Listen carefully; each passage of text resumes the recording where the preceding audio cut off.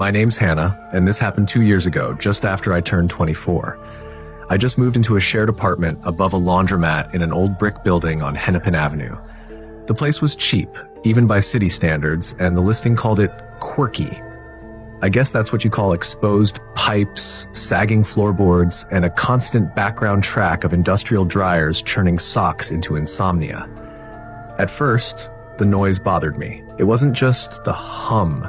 It was the sudden clunks and hollow thuds that echoed up through the vents like distant footsteps or dull knocks on a hollow wall. But over time, I got used to it, or at least learned how to sleep through the worst of it. It was a Tuesday night, late enough that the bars had started to thin out, but not so late that the streets were entirely empty. My shift at the bookstore had just ended, and I was walking home under flickering street lamps, hugging my coat tighter around me. My legs ached from standing all day, my palms smelled faintly of espresso grounds and old paper, and my stomach was howling. The little in-store cafe always left me half-starved by the end of a shift, nothing but half-eaten pastries and burnt drip coffee for sustenance. Just down the block was a 24-hour diner I passed all the time but never gave much thought to. One of those oddball fusion joints with retro chrome trim and a buzzing neon sign in pink and aqua that read, "The Waitlist." The kind of place you'd see on Instagram, half ironically. I hadn't planned on stopping, but something about the quiet hum of the sign and the promise of greasy food and hot coffee pulled me in. The moment I walked in, I regretted it. Not because it was dirty or crowded, but because of the way it felt. Heavy. Still. Like the air was thicker inside. I'd expected it to be empty, maybe one or two late-night regulars, hunched in booths nursing watery coffee. But there were people. Just enough to fill the silence. 3 guys in varsity jackets whispering over milkshakes near the window. A young couple with matching tattoos sharing a plate of congealing waffles. And at the very back, a woman sitting completely alone. She stared straight ahead like she was watching something I couldn't see. Her hands were folded neatly on the table in front of her, and she didn't blink. Not even once while I stood there, taking it all in. The air smelled like fryer grease and something medicinal. Bleach, maybe, or ammonia. The music was either off or turned down so low it barely existed, just a faint pulse buried under the buzz of overhead lights. The hostess looked exhausted, maybe 19, maybe younger, with deep shadows under her eyes and a neck tattoo peeking from beneath her uniform collar. Her hair was tucked into a limp bun that sagged like a dying flower. She didn't greet me, just blinked slowly, turned to the seating chart and said, "Just one?" "Yeah," I replied. "Just me." She handed me a laminated menu with frayed corners and nodded toward the far end of the diner, where the coldest-looking booth sat directly across from the woman who hadn't moved a muscle. I wanted to ask for a different seat, closer to the door maybe, but I didn't. I don't know why. I just nodded and slid into the booth, trying not to wince as the sticky vinyl clung to my jeans. The hostess walked away without another word. The menu was bizarre. Nothing made sense. Dishes like kimchi chicken and waffles, wasabi pancake tower, and Szechuan maple riblets were printed in odd fonts with even stranger prices. $10.03, $11.97, $14.09. Nothing rounded. Nothing even. Across from me, the woman still hadn't moved. Her posture was ramrod straight, her chin tilted up just slightly as if she were listening for something. But the more I looked at her, the more I realized something was wrong. Her water glass had a thick ring of dust around the rim. Her napkin was yellow the way paper gets after sitting in the sun too long. Her silverware was still neatly wrapped in its paper pouch, untouched. She wasn't waiting for food. She wasn't waiting for anyone. She was just there. And then came the smell. Not strong, not right away, but unmistakable. Damp, moldy, like the inside of a forgotten basement refrigerator. I tried not to gag as I glanced at her again, really looked this time. Her skin was waxy and taut, especially around her jaw. Her lips were slightly parted, but no breath came. Her eyes, which I hadn't realized were open wide, were cloudy, murky, like marbles dunked in milk. I looked away before my imagination filled in the rest. The waitress appeared so suddenly I nearly jumped. She was older than the hostess, maybe mid-30s, with hair that looked like it had been pulled back hours ago and forgotten. Her apron was stained, not just with ketchup, but something darker, rust brown. Her hands shook slightly as she pulled a pen from behind her ear. "Something to drink?" she asked, monotone. "Water's fine," I said, my voice a little too high. "You ready to order?" I didn't want to be there any longer than I had to. I pointed randomly at the menu. The chicken and rice bowl, please." She scribbled it down without looking at me and vanished without another word. When I finally turned back toward the woman across from me, she was gone. Not walking away, not mid-step, gone. The booth was completely empty. No dust-ringed glass, no napkin, no trace. I leaned out of my seat and checked under the table. Nothing, no footprints, no bag, not even the crease in the seat cushion you'd expect if someone had been sitting there. The waitress returned with my water. I looked up quickly. "Hey," I said, "the woman who was just across from me, did she leave?" She followed my gaze to the booth and frowned. "No one sat there all night." I felt my stomach knot. "No, I swear, she was right there. She looked really pale, and I think..." The waitress cut me off with a sharp shake of her head. "You're mistaken," she said flatly. "Food'll be out in a bit," and she walked away. When the chicken and rice bowl arrived, I couldn't eat it. The chicken was gray, like actually gray. No sear marks, no caramelized edges, just lifeless. The rice looked fine, fluffy even, but it didn't smell like anything. Not food, not spice, just warm air. I picked at it half-heartedly while trying not to gag. I was trying to convince myself to take a few bites, chalk it up to exhaustion, anxiety, whatever, when the lights above my booth flickered. Not the whole diner, just the bulbs above me. First one buzzed, then another popped with a sharp hiss. The remaining lights dimmed to an unsettling orange-brown glow. I looked up and noticed all the bulbs above me were mismatched. Some long and fluorescent, some round and yellowed, others cracked and flickering independently. And all of them hummed, a low, irregular hum like static under an old TV set. That's when I stood up. I was done. I dropped a 20 on the table and turned toward the exit. That's when I saw it. The door to the kitchen was swinging open slightly, just enough to see inside. It was pitch dark, no overhead lights, no gleam of stainless steel, no bustling chefs or clanging pans, just shadows, thick, unmoving. Then I saw it. A hand. Resting on the inside edge of the swinging door, just a hand. Not waving, not moving, just holding it open slightly like it was waiting for me to look. The hand was gray. Same as the chicken. I took a step back, then another. None of the other diners looked up, not the guys with the milkshakes who now seemed frozen in mid-sip.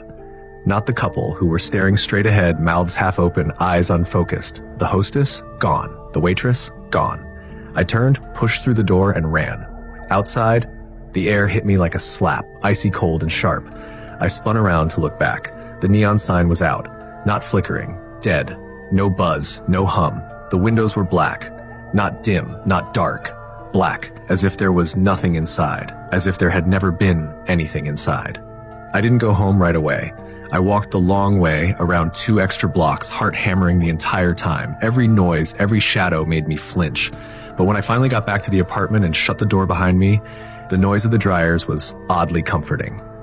Familiar. The next morning, I told my roommate everything. She raised an eyebrow, smirked, and pulled out her phone. "There's no way that place doesn't have reviews," she said. But she couldn't find it.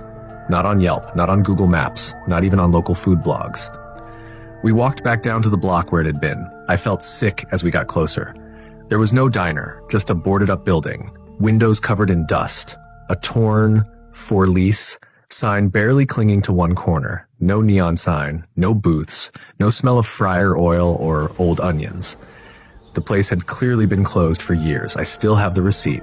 It's in the back of an old notebook tucked into my sock drawer. There's no restaurant name, just a timestamp, 12:06 a.m., and the total, $11.97. I was on my 3rd overnight shift that week, covering for a coworker who'd come down with something nasty. Probably the flu or worse. I didn't ask. It was the kind of place where people didn't swap many personal details unless they needed a shift covered or a smoke break. That's just how it went. I never liked the graveyard shift. The silence wasn't peaceful. It was thick, unnatural, the kind that made you feel like you were being watched, even if you were alone. The tips were worse, the drunks were louder, and everything. The lighting, the air, the people felt off. Like the world was leaning just a little too far to one side. But I needed the overtime. Rent was past due, my fridge was basically empty, and I couldn't afford to be picky. My name's Emily, by the way. I wait tables at a 24-hour diner off the interstate. Doesn't really matter which one. They all blur together when you're sleep-deprived and running on stale coffee and muscle memory. Greasy spoons with flickering neon signs, chipped mugs, and regulars that don't speak unless it's to order the same thing every time. That night started like any other. The fluorescent lights buzzed overhead, flickering in that stuttering rhythm that felt more like a threat than a malfunction. The hum got under your skin if you let it. The cook, Ray, had his headphones in. Some classic rock station always turned up too loud as he smacked around a stack of pancakes with the same enthusiasm a boxer brings to a speed bag. Melissa, the only other server scheduled, had called out last minute, probably had better plans. It was just me, running the whole floor. Wasn't too bad. A table of truckers nursing their late-night eggs and black coffee in the far corner, a couple seated by the window, whispering over half-eaten fries and cold sodas, and a kid, college-aged maybe, with tired eyes and a refillable mug who'd been nursing the same coffee for over an hour. I didn't bother him. We get that sometimes. Lost kids, runaways, people trying to stay warm or kill time. As long as they're quiet and not causing trouble, I let them be. It was just after 2 a.m. when the man walked in. The air felt heavier the moment the door opened. Could have been the night chill. Could have been nothing. He stepped inside like he didn't belong to the same world as the rest of us. Tall, pale, maybe mid-40s, but hard to pin down. Dressed neat, dark wool coat, pressed slacks, polished shoes that looked expensive but weathered, like they'd seen better days and better cities. He didn't look lost. He didn't look drunk or high. He didn't look anything really, just focused, intent. He walked in like he had a destination already planned. Not a single glance at me or the other customers. Just walked slowly, deliberately, across the floor and slid into booth 7. Now, booth 7 sits all the way at the back, near the emergency exit no one uses. The door's seal is broken and the wind howls through the crack at night. Even when it's quiet outside, that corner is always freezing. No one ever sits there unless every other table is full. That night, the place was mostly empty. He could have picked anywhere. But he chose the coldest, most forgotten seat in the house. I grabbed a menu and a glass of water, habit, and walked it over. He was sitting straight, hands flat on the table, staring straight ahead like he was watching something just beyond the wall. Up close, I noticed his skin. Pale, sure, but more than that, it looked dull. Like someone had drained all the color out of him. Not sick, just faded. Weathered in a way that didn't make sense. "You need a minute with the menu?" I asked, gently placing the items on the table. Nothing, not even a blink. I tried again. "Kitchen's still open. We've got a good patty melt." Still nothing. I lingered a moment longer, then turned to walk away. That's when I thought I heard it. A whisper, barely audible, like wind across glass. "I'll wait," he said. I paused and leaned in slightly. "For someone?" He nodded once, slow and steady, like it took effort. I didn't ask more. People wait for all kinds of things. Rides, friends, ghosts. I'd learned long ago not to pry too hard, especially with the quiet ones. 20 minutes passed. I refilled the trucker's coffee, cleared the couple's plates they left without finishing their food. Said something about not feeling right. I didn't argue. The place did feel off that night. Even Ray noticed. He asked if I wanted a coffee. I said yes. Needed something to shake off the chill crawling up my spine. I glanced back at booth 7. He hadn't moved. Not an inch. No phone, no drink, no fidgeting, just sitting perfectly still, staring ahead like time didn't apply to him. And that's when I noticed something strange. The glass of water I'd brought him? Still full. But now, it looked frosted, like it had come out of a freezer, not the tap. Condensation had frozen on the glass, little crystals catching the flickering light like tiny shards of ice. The diner was cold, but not that cold. I walked over slowly, a knot forming in my gut. "You sure I can't get you anything?" I asked again. This time his eyes moved. They were dark, too dark, and they locked onto mine with such weight that I actually took a step back. He stared at me for a beat too long before speaking. "You should go," he said. My throat dried. "Go?" "He's almost here." There was no emotion in his voice, no urgency, just certainty. I blinked. "Who's he?" His lips parted like he wanted to say something else, but he didn't, just shook his head once. Slowly, deliberately. I stepped away. At that moment, the bell over the diner door jingled again. Sharp. Sudden. I jumped. But it was just a woman in a hoodie asking if the bathrooms were open. I nodded and pointed her that way. Glanced back at booth 7, still there, still watching something I couldn't see. By 3:10, the diner was dead. The truckers were gone. The couple hadn't come back. Even the kid with the coffee slipped out without a word. Just me, Ray, and the man in the booth. Ray poked his head out from the kitchen. "That guy still here?" I nodded.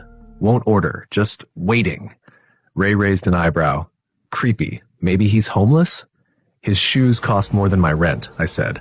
Ray shrugged and vanished back into his world of bacon grease and blues rock. I started wiping down tables, anything to stay occupied.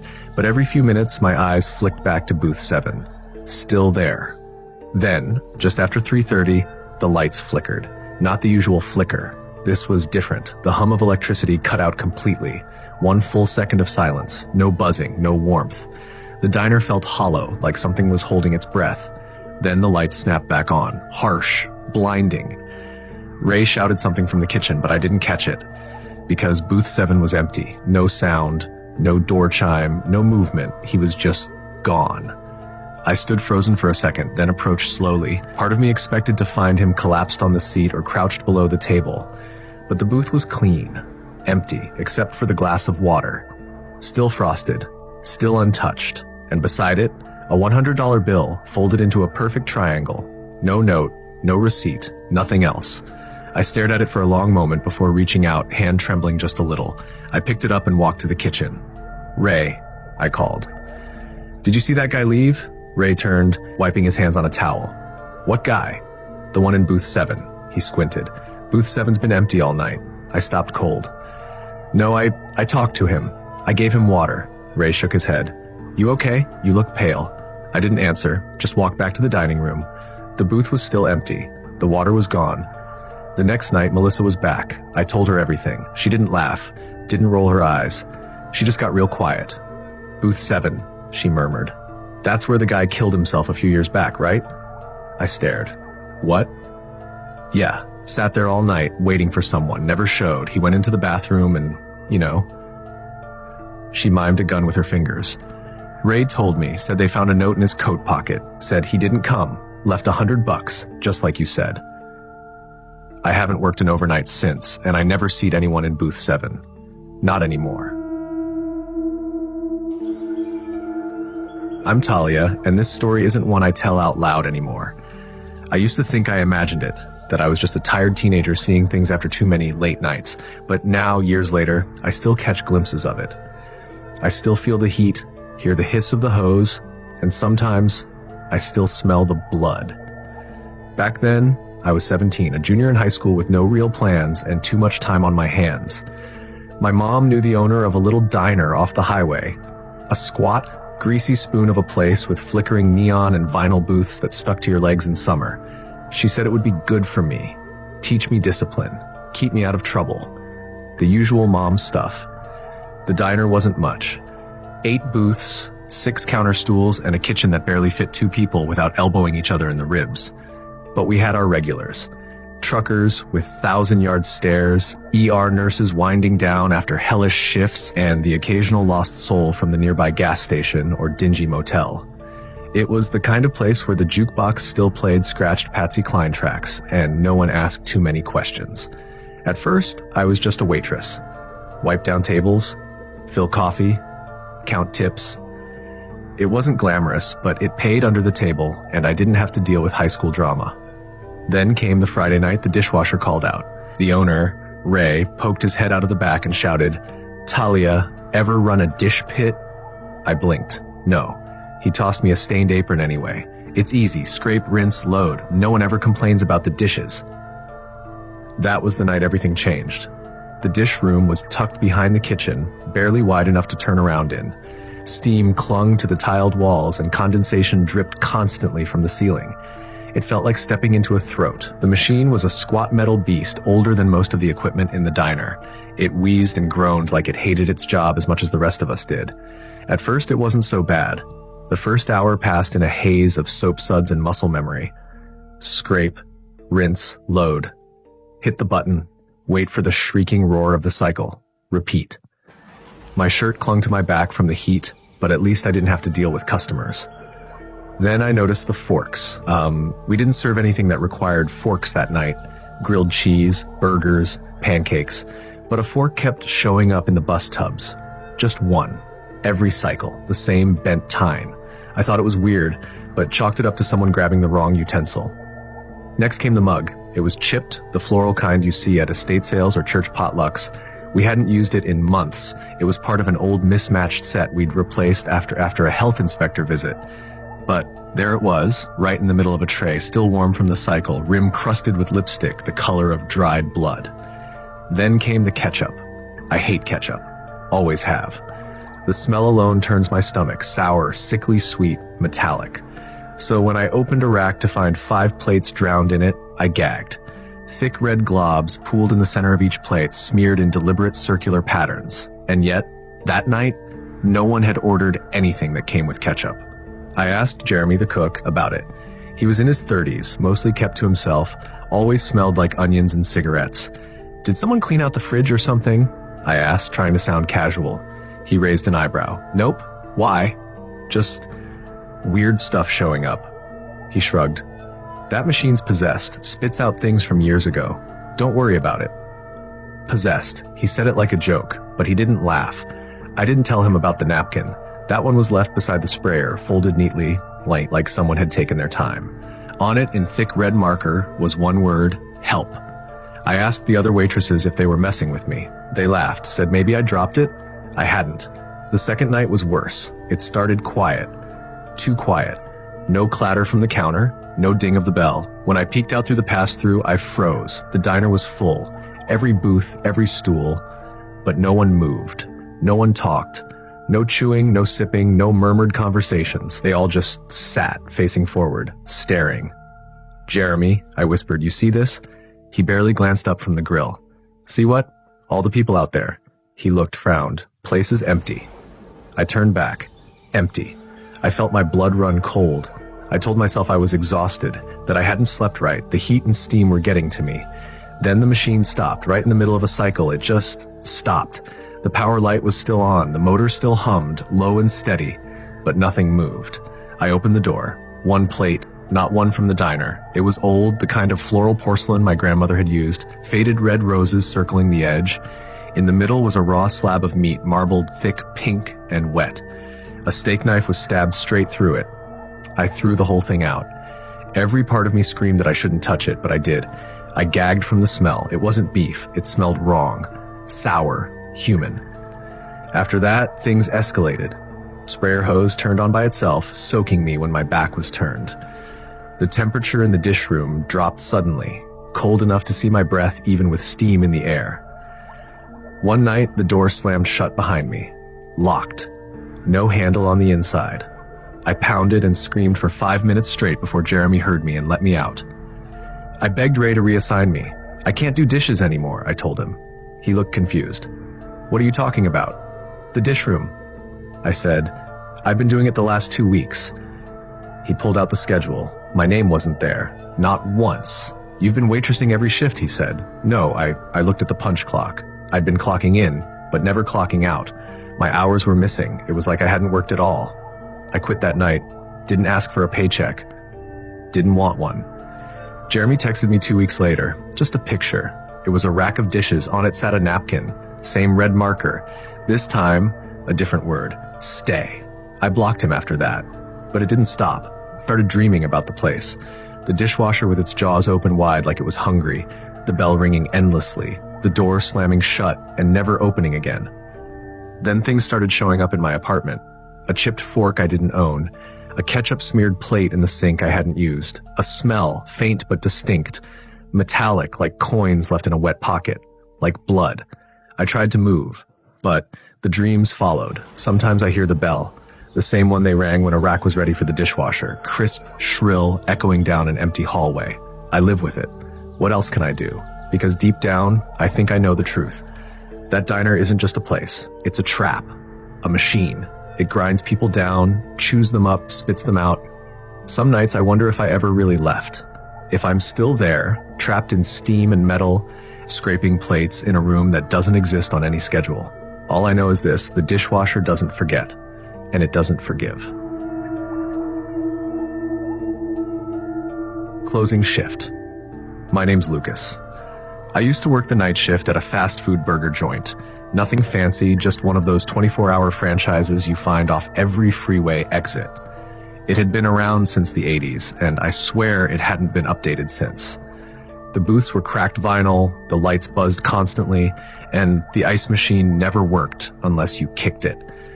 But they paid $15.25 an hour and didn't care that I had no experience. I started during my senior year of high school. It was supposed to be temporary, just something to cover gas and phone bills.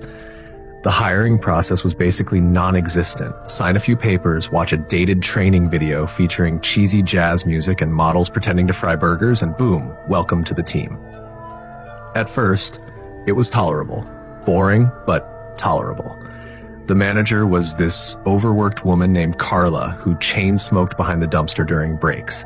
Most of the crew were high school kids like me, except for Reggie, this quiet guy in his 40s who always worked grill.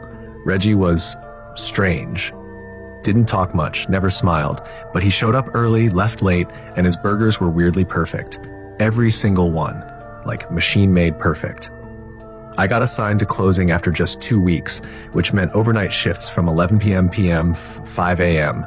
Just me and Reggie. That's when things started to get off. The first thing I noticed was the lobby clock. Every night around 2:13 a.m. it would reset. Not stop, reset. The minute hand would twitch violently, then spin back to midnight before resuming its tick. I mentioned it to Carla. She shrugged, said the clock was old. That's how everything got explained away. Oh, that's just old equipment, or that's just Reggie's way. But the worst part, the drive-through headset. It beeped when a car pulled up, standard stuff. But some nights, it would beep even when the lot was empty. I'd check the camera monitor, no one. Still, the beep came, and when I clicked the mic, there'd be static. Then a whisper. You forgot me. At first, I thought it was a prank. Maybe Reggie messing with me. But he was always too busy grilling, back turned, headphones on. Tried unplugging the system. Still happened, even when I wore a different headset. Always at 2:13 a.m. One night, I decided to play along. Who did I forget? I asked. Silence. Then the one who asked for no pickles. I laughed, nervously. I mean, come on, it had to be a joke, right? But then the register dinged. A new order. Number 306, 1 double cheeseburger. No pickles, add blood. I froze. I looked at Reggie. Did you type that?